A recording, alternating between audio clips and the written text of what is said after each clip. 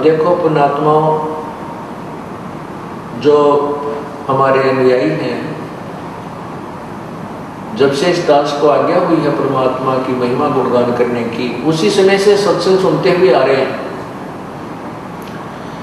और सत्संग में वही बातें होती हैं जो प्रभु की महिमा की प्रतिदिन गाई और सुनाई जाती है।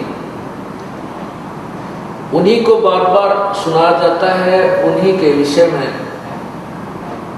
आपको प्रेरित किया जाता है, सावधान किया जाता है और परिचित कराया जाता है प्रभु की महिमा से।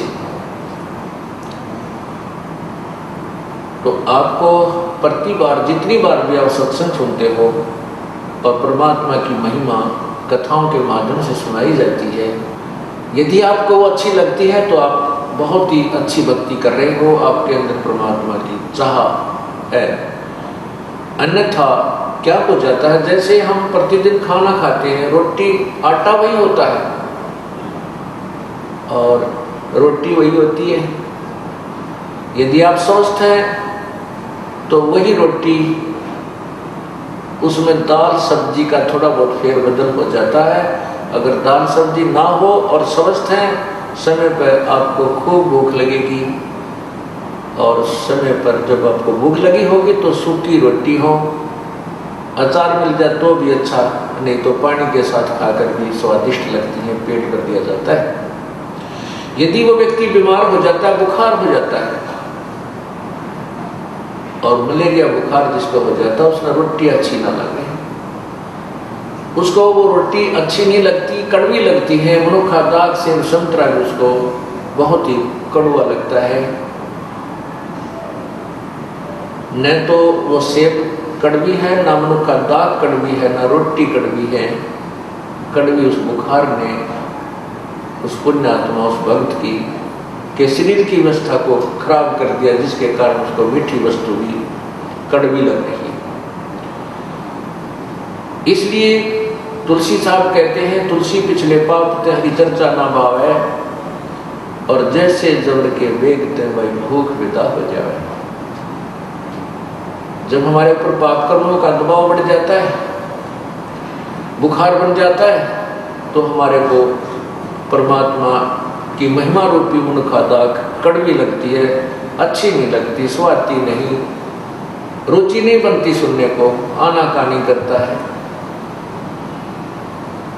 और जिस समय ये बुखार उतर जाता है, जिस समय उसका बुखार जबर उतर जाता है, फिर वही व्यक्ति उन्हीं रोटियों को, चाहे लूखी मिल जाए, सूखी मिल जाए, नमकीन हो, सब्जी मिले चाहे ना मिले, उनको रुचि कर खा जाता है, क्योंकि वो स्वस्थ है।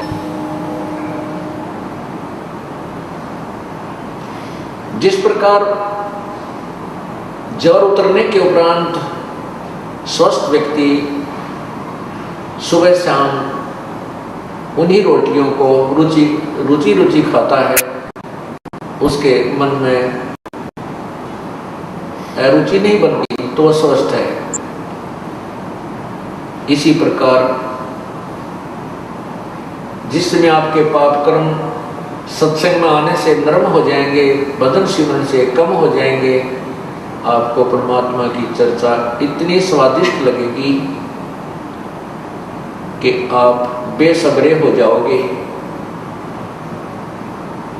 आपको चाहे 100 किलोमीटर पर जाकर भी सत्संग सुनना पड़े, 400 किलोमीटर भी जाना पड़ जाए, आपको ऐसी भूख लगेगी, आप पहुंच जाओगे, क्योंकि आपके वो पाप कर्म समाप्त हो चुके हैं, जो जिन्होंने आपके मन में, आपकी आत्मा में बुखार बना रखा था, जोर बना रखा था।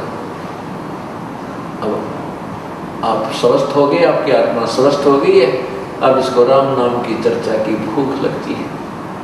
तो जैसी भी जो भी प्रतिदिन खाना हम खाते हैं, प्रतिदिन अच्छा लगता है तो हम स्वस्थ हैं, और जिस दिन अरुचि होगी समझो बीमार हो रही है। उसका ट्रीटमेंट क्या है, उसका उपचार क्या है? उपचार यही है कि उस रोग को खत्म करने के लिए कड़वी गोलियां ही खानी पड़ती है। गोलियां, दवाई औषधि कड़वी होती है और चाहे रुचि ना हो औषधि खाने की, कड़वी भी लगती हो, खानी ही पड़ती है।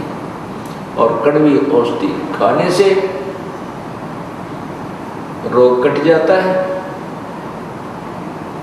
इसी प्रकार आपने कभी कभी सत्संग सुनते सुनते रुचि बन जाती है कि ये कथा तो हमने सुन रखी है, तो समझो आप बीमार हो गए। आपके अंदर पाप कर्मों का कोई दबाव कहीं ना कहीं से बन चुका है। और यदि आपके अंदर गदगद होते हैं, चाहे आपने 100 बार सुन रखी है, 1000 बार सुन रखी है कथाएं, और उतनी ही रुचि कर, और रुचि करके उसको सुनने के बाद फिर रोम रोम खड़े हो जाते हैं, चाहे कितनी बार सुने, क्योंकि वो तो हर बार सुनने और हर बार याद रखने की बातें हैं। फिर आपकी भक्ति, आपका जो ज्ञान है वो स्वस्थ है, आप ठीक चल रहे हैं। तो इस प्रकार अब आपको बताया जा रहा है कि परमात्मा हमें बताते हैं कि तुम राम नाम के लिए तो समय नहीं, और संसारिक धंधे के लिए, एक पेट के लिए रात और दिन कहीं भी कठिन से कठिन काम हमें करना पड़ जाए, हम तुरंत करने लग जाते हैं। और परमात्मा के लिए जो समय, उस अब दिन प्रतिदिन के कार्य से बचे हुए समय में भी अगर हम परमात्मा के लिए कुछ समय निकाल लें तो भी हमारा कल्याण हो जाता है।